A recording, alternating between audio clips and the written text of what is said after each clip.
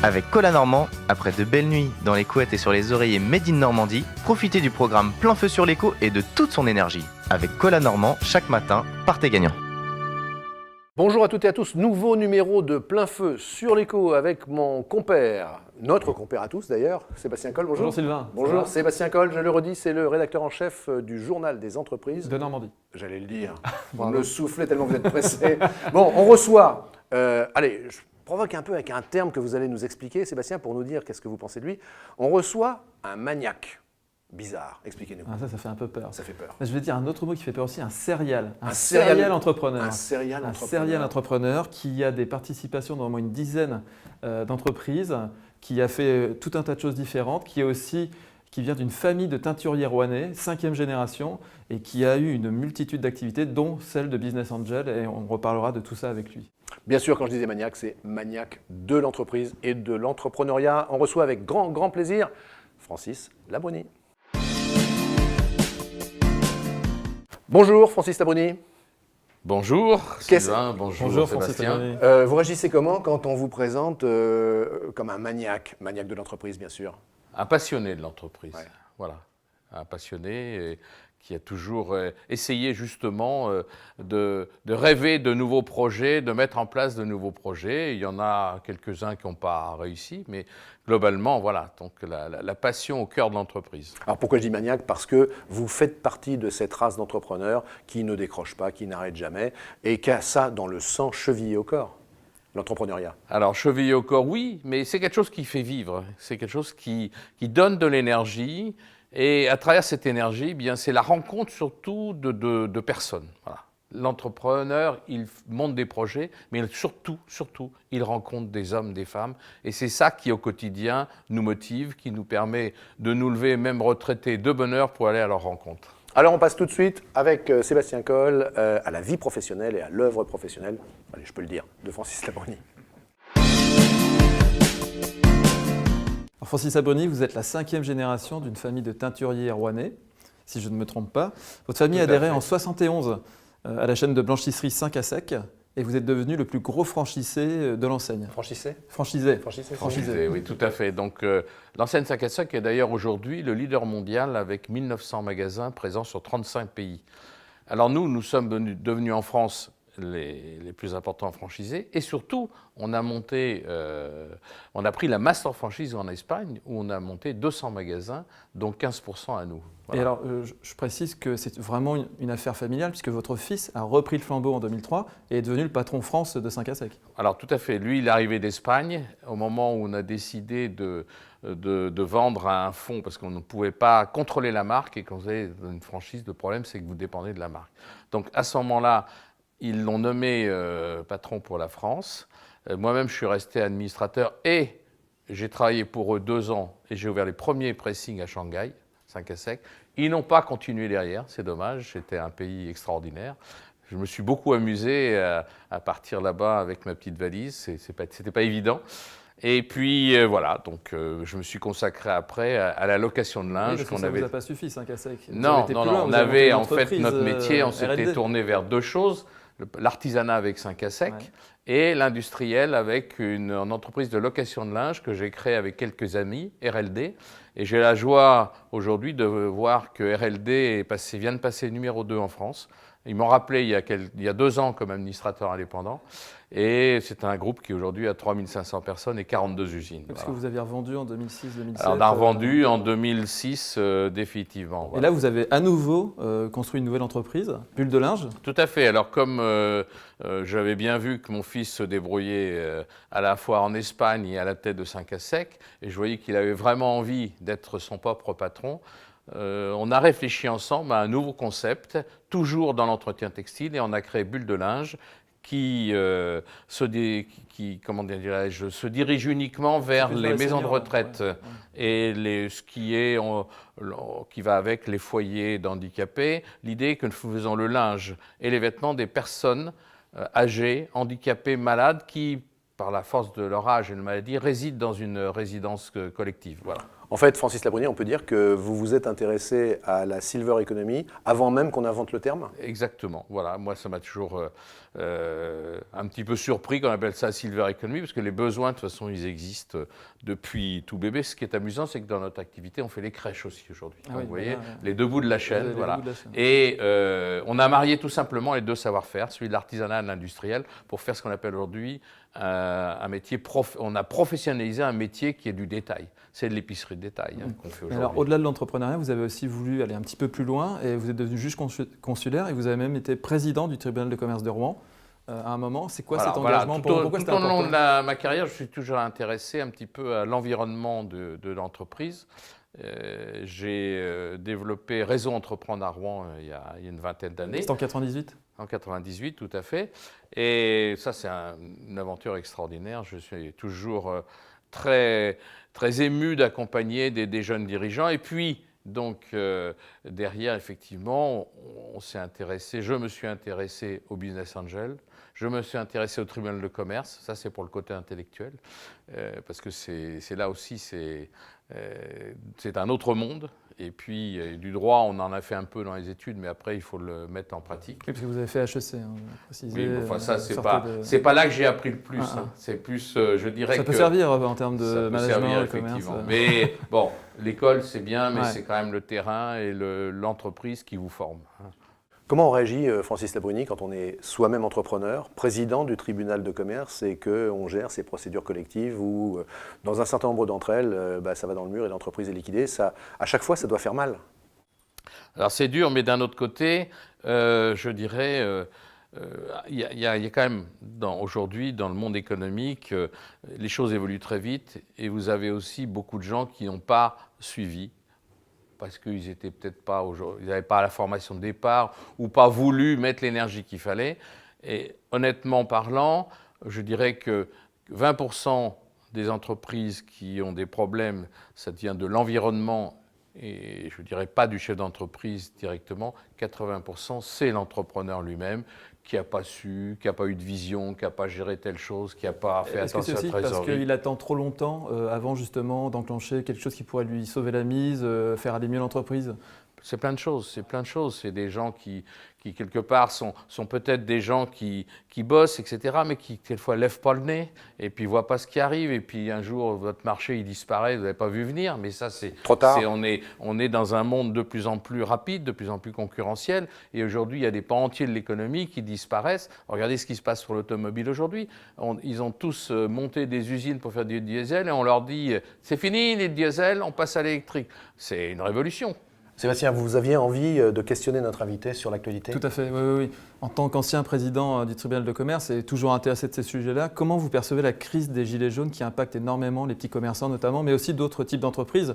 Je parle en termes de logistique, de livraison. Certains n'ont pas pu être livrés, ont eu un mois de décembre difficile. Comment vous percevez cette crise? Est-ce que vous avez un petit peu des idées pour qu'on puisse en sortir? Qu'est-ce que vous pourriez préconiser pour ça?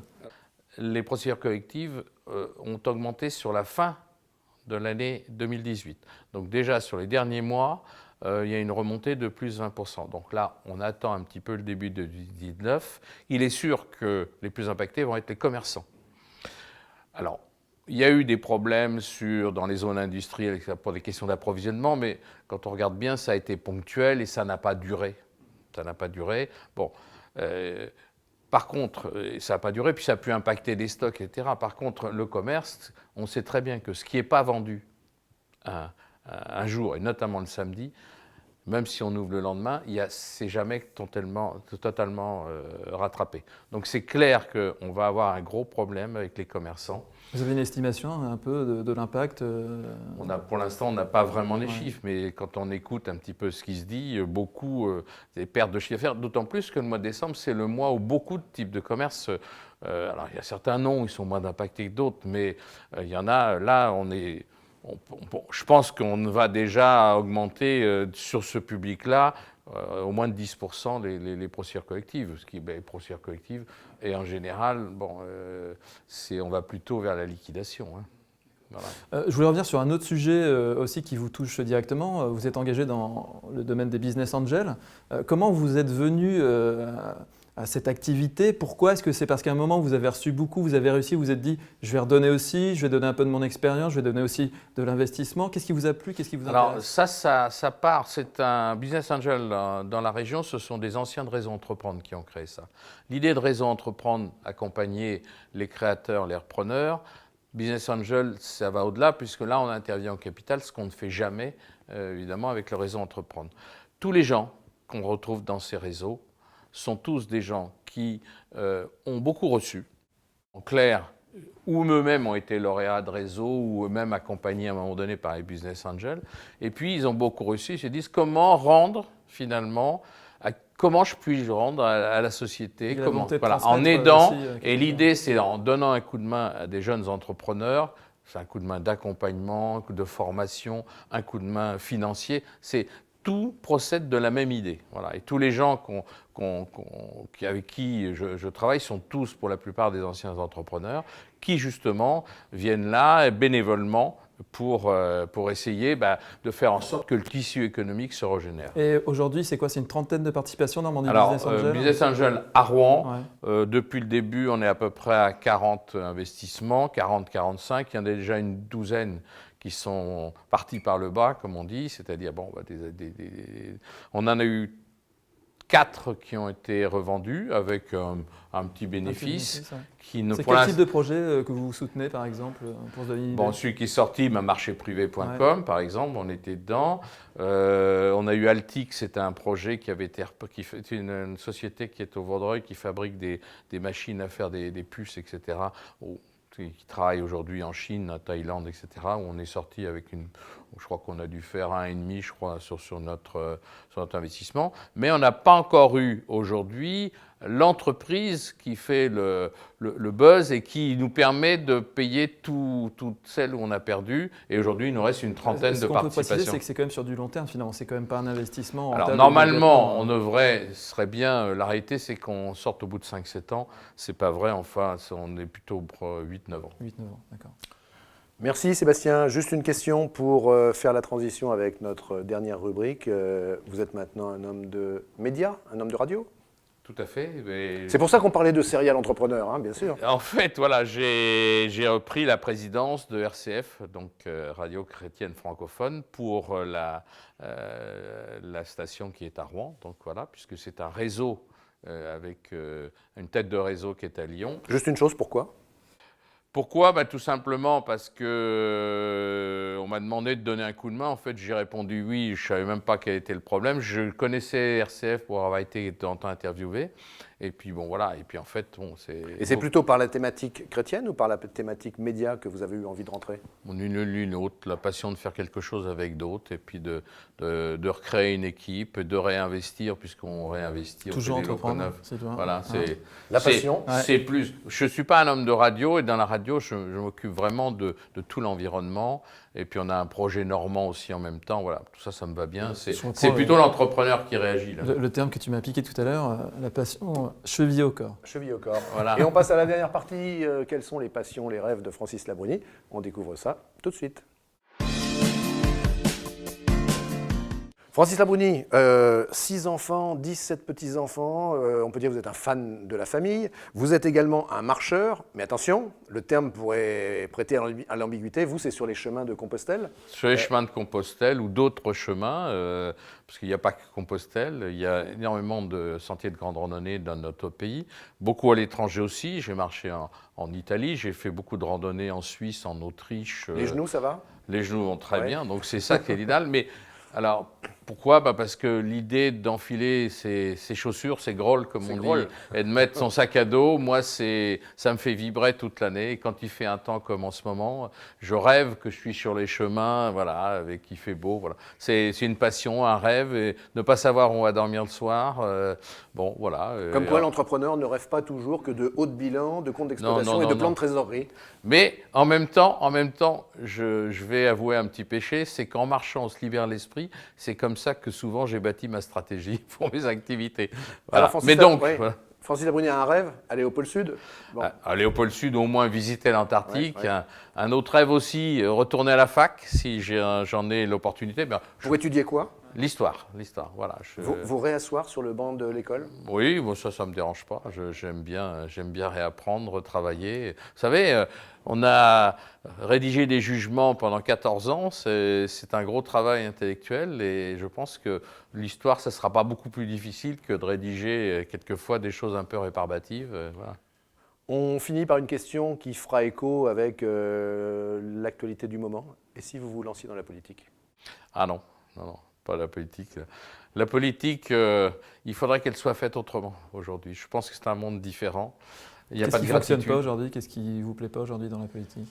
Bien, je pense que quand on est entrepreneur, on a la satisfaction de rencontrer les gens. D'abord, on ne change pas tous les 3-4 ans, on peut en aller durer. Si on s'en va, c'est qu'on vend ou qu'on cède la place à quelqu'un. Je trouve que dans la politique, les arrêts sont souvent brutaux. On jette un peu les gens. Et celui qui a vraiment s'est dévoué corps et âme s'en va. Bon, personne ne lui dit merci. On le croise dans la rue, personne ne lui dit bonjour. Alors que, voilà, c'est un milieu qui ne parle que de combat, que de combat politique. C'est l'impression que. Moi, ce qui me fait peur, on leur donnerait des fusils, on a l'impression qu'ils se tireraient dedans. Mais il y a des passerelles pourtant entre les deux milieux, le monde de l'entreprise et la politique, le management, la prise de décision. Allez, je reprends le pouvoir là, dans cette émission parce qu'on est en train de dériver de l'émission économique à l'émission politico-économique. Puis après, ça va finir en émission politique. C'est une idée, Sylvain, l'émission politique. Non, mais il y aurait des choses à faire, je suis d'accord. Ce sera l'objet d'une autre émission. Absolument. Voilà, en tout cas, l'ambition de Plein Feu avec Sébastien et puis moi, c'est de vous faire, et puis sur PNTV, c'est de vous faire découvrir ce que sont ces entrepreneurs, la façon qu'ils ont d'agir, la façon qu'ils ont de penser. On s'aperçoit que c'est toujours proche de l'humain d'ailleurs, parce que si on demande à Francis Labruni ce qui le passionne maintenant et pour les années qui viennent, il nous dit s'occuper des autres. Voilà, c'est ça aussi les entrepreneurs. Tout à fait. Voilà. Merci beaucoup. Merci mon cher comparse. Merci Sylvain, merci Francis. J'aurais dit mon copain, tiens, pour une fois. Sébastien Coll du Journal des Entreprises et puis Francis Labruni. Eh bien, continuez à entreprendre. Et puis tiens, j'ai une idée, puisque vous irez au pôle Sud, il n'y a pas d'ours polaire là-bas. Réintroduisez les ours polaires. Ça, c'est une belle mission pour un entrepreneur qui n'arrête jamais comme vous l'êtes. Et à bientôt. En tout cas, merci de m'avoir reçu. À bientôt sur PNTV pour un prochain Plein Feu sur l'écho. À bientôt. Avec Cola Normand, après de belles nuits dans les couettes et sur les oreillers Made in Normandie, vous avez profité du programme Plein Feu sur l'écho et de toute son énergie. Avec Cola Normand, chaque matin, partez gagnant.